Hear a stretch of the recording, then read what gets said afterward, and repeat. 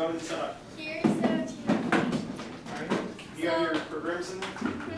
In this binder, we have our mission strategy as well as a process diagram and robot attachment to the Lego digital design. All programs were printed out using NXT 2.0. So our mission strategy in the beginning was to use forms. So this is one of the forms. Huh. And Where did you get those forms? we got it. We give credit to another team. So. Oh, okay.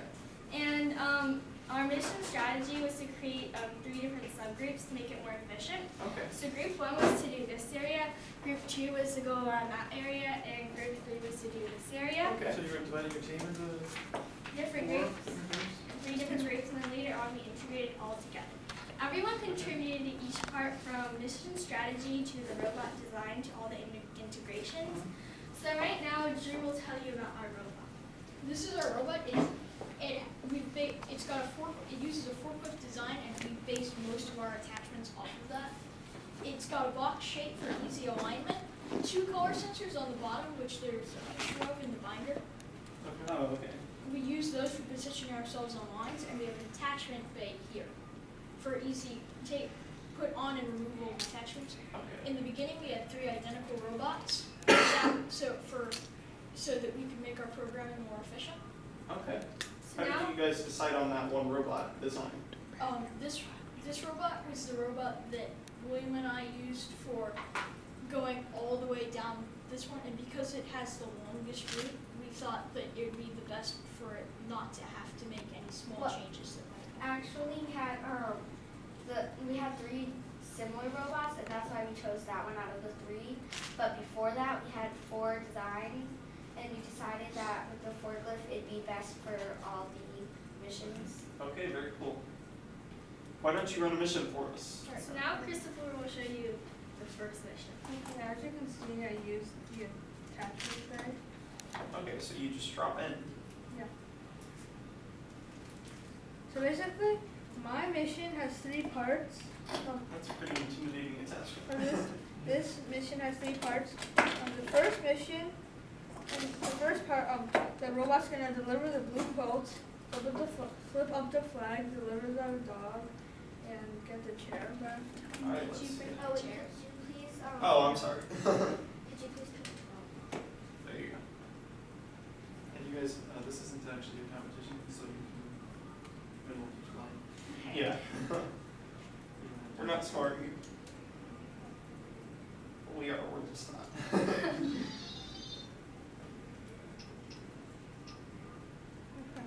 So what do you line that with? I line it with the back line like here and the side of the Lego. Okay. So is that kind of how you do most of your lineups, with the wall and something on there? Yeah. Okay. It's not actually with the wall, it's the back of the mat. Yeah, this one. Also, Well, yeah, that's a little wonky in this table. we have block shapes and it's easier to do out of alignment. Okay.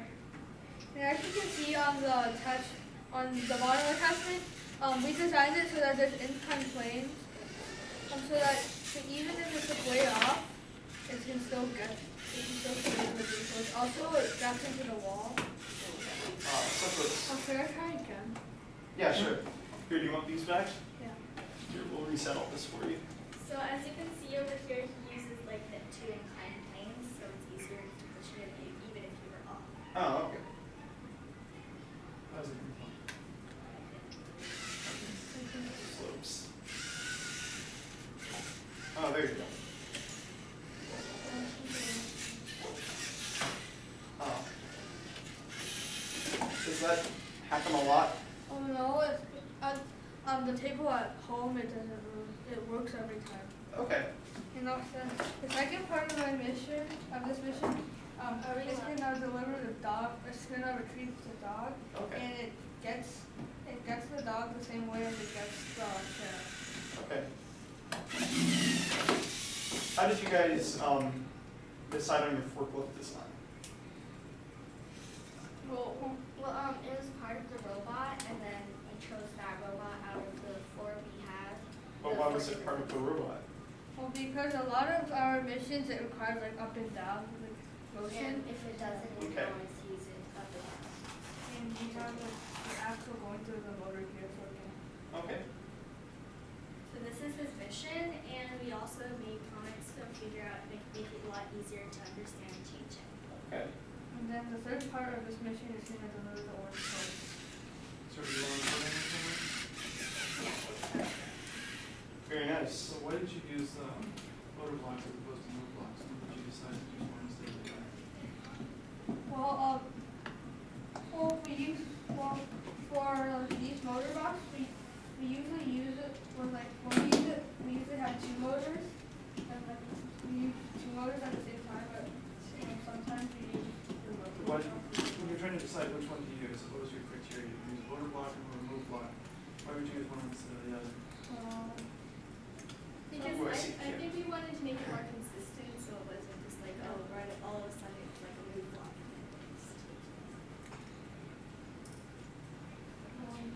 This mission, it has on the attachment, it has a trigger back here, and it'll shoot this, and it'll push the bowling balls into the bowling pins. Very cool. And also, this basically slide back and hit the trigger, this Okay. part. And also, since I line it around here, if I have this down, it'll stick out of base. So what we did was we had it stick up, and then here, if you push it, it'll fall down. Oh, very nice. It's a trigger. So that way we can get the shopping hoop, because this does the bowling, the seat and the one of the shopping. All right. Well, let's see it. Very creative.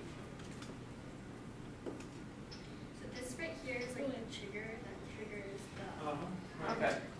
I like the space background. We use the color sensors here as well as position ourselves to forward. Okay. And also it goes a certain distance Ooh, before very it nice. looks to the line. That way we can save time because it has to slow down to look for find the line. Ooh, very nice. Bowling for medicine.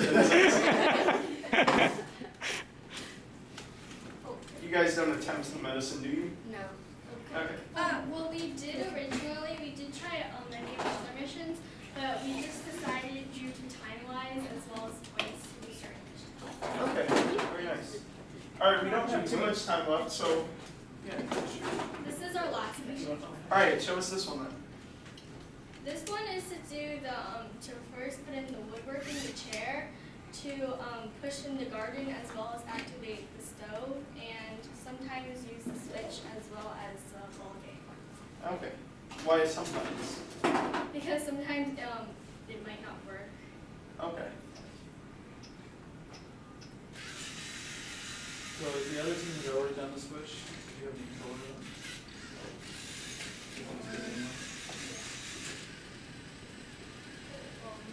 Well, Looks like normally it's we got try stuck. again. Normally we use the color sensors to position ourselves for woodwork on that line and for gardening on that line. All right. Do you want to try one more time? Oh, okay.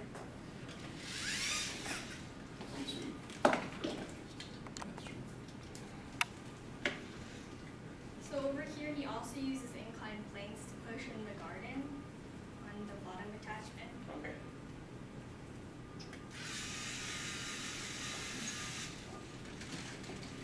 Very nice. Technically that would score. Are you sure that wouldn't score? Yeah, because it's a functional.